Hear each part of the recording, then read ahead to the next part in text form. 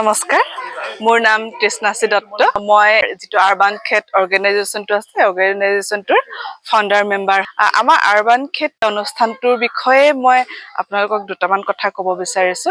urban খেত হৈছে আমাৰ এটা সহজ ভাষাত ক'ব গ'লে নগৰীয়া খেতিটো আমি কেনে ধৰণে আমাৰ হেউজ বিপ্লৱলৈ পৰিৱৰ্তন কৰিব পাৰো সেই উদ্দেশ্যৰে আমাৰ যেটো আৰবান খেত অনুষ্ঠানটো জন্ম হৈছে সজাগতামূলক অনুষ্ঠান আমি বিভিন্ন ঠাইত বিভিন্ন ব্যক্তিৰ সহযোগত আমি কৰি আহিছো আৰবান খেতৰ জন্ম কিয় হ'ল অনুষ্ঠানটোৰ জন্মৰ কাৰণে আমি কিয় চিন্তা কৰিলো আমি এতিয়া দেখি আছো বৰ্তমান আমাৰ গোটেই হেউজীয়া পৰিৱেশবিলাক ক্ৰমান্বয়ে আমাৰ কমি আহিছে কংক্ৰিটেৰে গোটেইখন ছানি ধৰিছে হয় হেউজীয়াকৰণৰ কাৰণে আমি বৃক্ষৰোপণ আন্দোলন কিবা কিবি বহুত ধৰণৰ কৰিছো কিন্তু তাৰ মাজতো যেন কৰবাত কিবা এটা কমি হৈ গৈছে যিটো আমাৰ নগৰীয়া সমাজে সদায় অনুভৱ কৰে কেৱল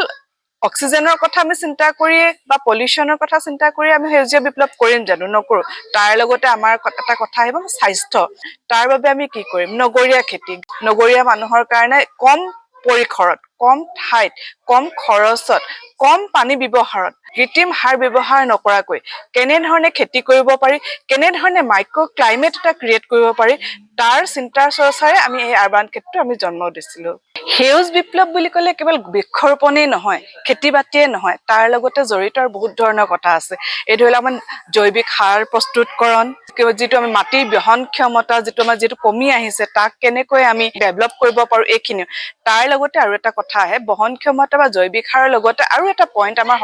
এটা সৰু কথা এটা আমি ইয়াতে সংযোগ কৰিছো অসমীয়া বা ভাৰতীয় মানুহে সাধাৰণতে কি কৰে আমাৰ ল'ৰা ছোৱালীয়ে পঢ়া-শুনা কৰিব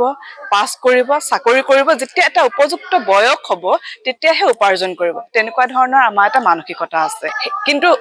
যিটো মানসিকতা আমাৰ বাহিৰৰ দেশবিলাকলৈ যদি চাও বাহিৰৰ আমি গোটেইবিলাকটো বাহিৰৰ অনুকৰণ কৰো বিদেশৰ কিন্তু এই বস্তুটো আমি অনুকৰণ নকৰো আমি যদি চাও ভালদৰে একদম খুব কম বয়সৰ ল'ৰা ছোৱালী তেওঁলোকে ভাল পোৱা ধৰণে পৰিৱেশৰ লগত সংগতি ৰাখি এনেকুৱা ধৰণৰ কিছুমান কাম আমি কৰাব পাৰো আৰু যিবিলাকৰ পৰা তেওঁলোকে এটা সামান্য এটা উপাৰ্জনো কৰিব পাৰে আৰু যিবিলাকে তেওঁলোকক যিটো সেলফ কনফিডেন্ট স্বনিৰ্ভৰশীলতাৰ যিটো মানসিকতা সেই মানসিকতাটো গঢ় দিব পাৰে বৰ্তমান ছচিয়েল মিডিয়াৰ যুগ ডিজিটেল মিডিয়াৰ যুগ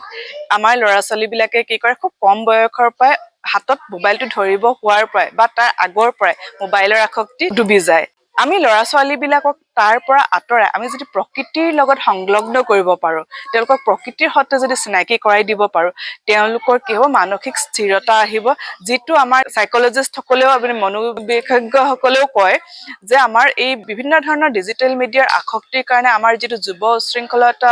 বা ল'ৰা ছোৱালীৰ যিটো শৃংখল এটা মানসিক এটা পৰিৱেশ সেই পৰিৱেশটো স্থিৰতা আনিব ই বহুত সহায় কৰিব কাৰণ পৰিৱেশৰ নিজস্ব এটা হিলিং কেপাচিটি আছে পৰিৱেশৰ লগত যেতিয়া থাকিব পৰিৱেশৰ লগত যেতিয়া জড়িত হৈ থাকিব ল'ৰা ছোৱালীৰ সেই উশৃংখলতাটো কমি আহিব আৰু বহুতখিনি পৰিমাণে আমি যিটো মানসিক উত্তৰণ সেই উত্তৰণ সহায়ক হ'ব পাৰে আমি বিভিন্ন ধৰণৰ ইতিমধ্যে সজাগতামূলক অনুষ্ঠান কৰি আহিছো আৰবান খেতে কেনেকুৱা ধৰণকে নগৰীয়া খেতি কৰিব পাৰে মাইক্ৰ ক্লাইমেট কৰিব পাৰে ভৱিষ্যতেও আমি আগবঢ়াই যাম কোনোবা ব্যক্তিয়ে যদি এনেকুৱা ধৰণৰ চিন্তা চৰ্চা কৰে আৰবান খেত নগৰীয়া খেতি কৰিবৰ কাৰণে কেৱল যে অকল যুৱ চাম বা সৰু ল'ৰা ছোৱালীৰ কাৰণেই নহয় বয়োজ্যেষ্ঠ সকলৰ কাৰণে কোনোবা যদি ৰিটায়াৰ্ড শিক্ষক আছে অৱসৰপ্ৰাপ্ত মানুহ আছে ব্যক্তি আছে তেওঁলোকৰ কি হয় এটা সেই সময়খিনি কেনেকৈ ব্যৱহাৰ কৰিব তেওঁলোকে নিজৰ পৰিয়ালটোক বা তেওঁলোকে এটা সৰু বেছি নহয় খুব ক্ষুদ্ৰ অকমান ঠাই এটাত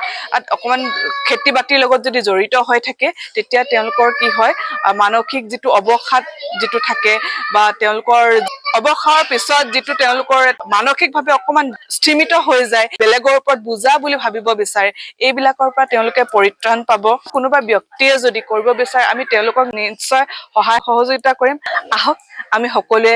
হাতে হাত ধৰি আগবাঢ়ি যাওঁ আমি পৰিৱেশৰ ভাৰসাম্যতা ৰক্ষা কৰো নগৰীয়া খেতি কৰো এটা সুস্থ সবল পৰিৱেশ সৃষ্টি কৰো আৰু তাৰ লগতে আমি উপাৰ্জনৰ কিছু চিন্তা কৰো